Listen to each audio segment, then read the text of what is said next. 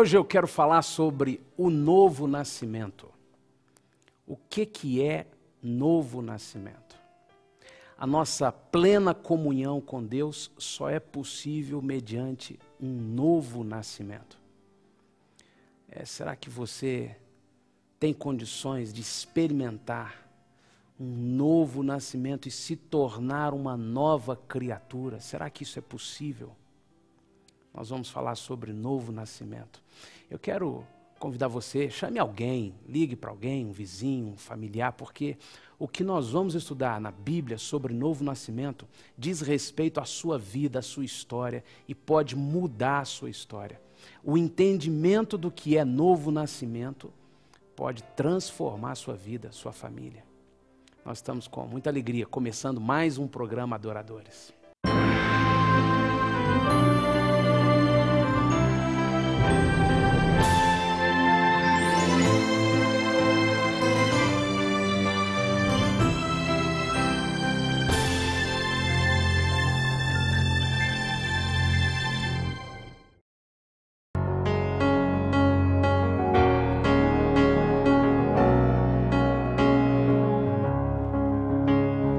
Não vivo eu, mas Cristo vive em mim.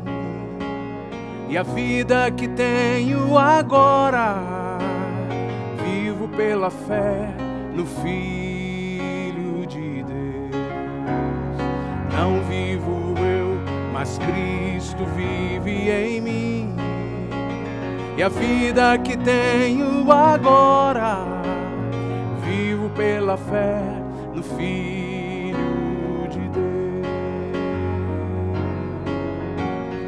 Coroado seja o Senhor em minha vida, testemunho vivo eu serei para o seu louvor. Me submeto à cruz, ressurreto em Cristo Jesus. Testemunho vivo eu serei para o seu louvor. Testemunho vivo eu serei para o seu louvor. Não vivo eu, mas Cristo vive em mim. E a vida que tenho agora, vivo pela fé no Filho de Deus. Não vivo eu, mas Cristo vive em mim. E a vida que tenho agora, vivo pela fé no Filho de Deus. Coroado seja o Senhor em minha vida, testemunho vivo eu serei para o seu louvor. Me submeto à cruz, ressurreto em Cristo Jesus. Testemunho vivo eu serei para o seu louvor. Me submeto à cruz, ressurreto em Cristo Jesus. Testemunho vivo eu serei para o seu louvor. Testemunho vivo eu serei para o seu louvor.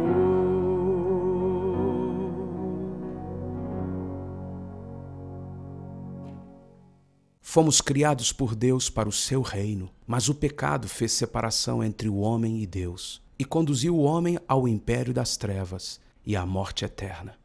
Somente a cruz de Cristo abre um caminho que é Jesus, um caminho de volta a Deus, de volta ao reino de Deus. Esta talvez seja uma expressão ou um assunto novo para você. Talvez você já tenha ouvido falar sobre novo nascimento na igreja, mas eu acredito que o Senhor vai trazer sobre a sua vida uma porção hoje de palavra revelada, de entendimento sobre o poder do milagre do novo nascimento na nossa vida. Isso vai te ajudar a compreender o que é a vida com Jesus. Nós vamos quebrando, desfazendo os paradigmas errados a respeito de religião, de vida com Deus, de ser crente, de ler Bíblia, e vamos construindo a verdade de Deus a respeito do que é, nesta noite, novo nascimento. Eu não tenho dúvida de que muitos, talvez você que me assiste hoje, já disseram, eu queria começar tudo de novo. Quem me dera eu fosse outra pessoa, começasse tudo de novo. Eu queria zerar tudo e começar tudo de novo, ter nova oportunidade, fazer tudo do início. E a Bíblia mostra que isso é real, isso é possível. Esse desejo de zerar tudo e começar uma vida nova é verdade, é algo real e possível. Deus quer nos ensinar sobre isso. Eu quero começar lendo no Evangelho de João, no capítulo 3, a partir do verso 1, a Bíblia diz assim: Ora, havia entre os fariseus um homem chamado Nicodemos, um dos principais dos judeus.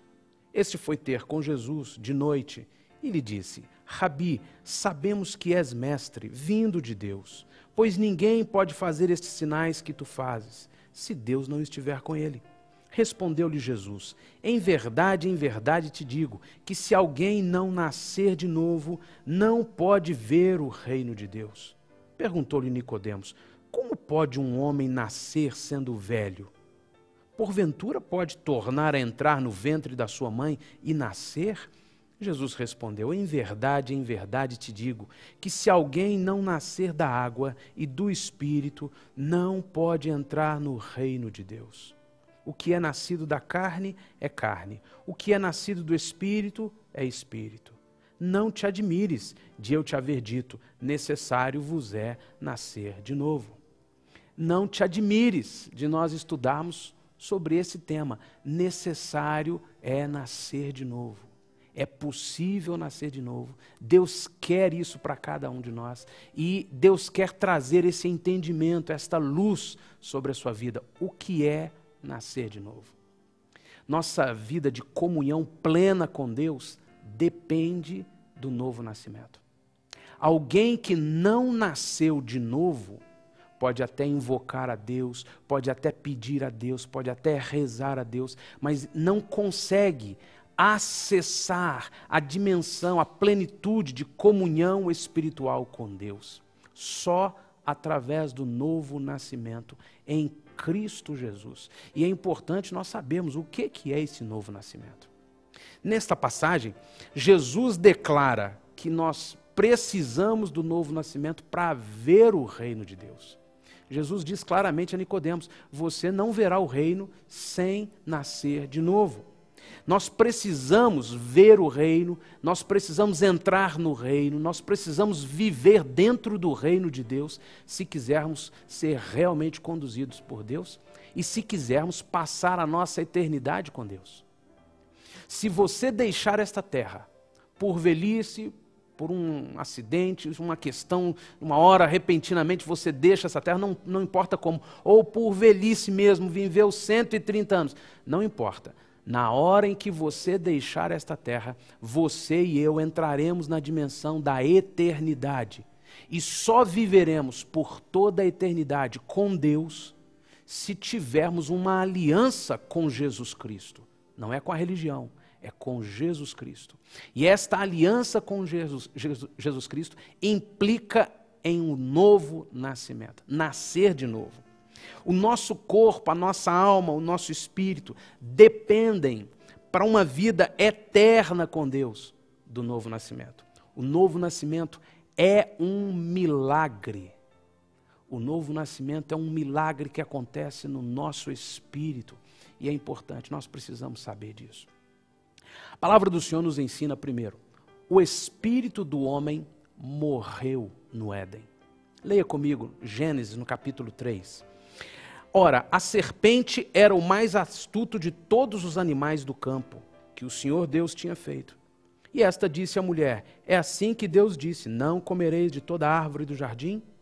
Respondeu a mulher à serpente: do fruto das árvores do jardim podemos comer, mas do fruto da árvore que está no meio do jardim, disse Deus, não comereis dele, nem nele tocareis, para que não morrais.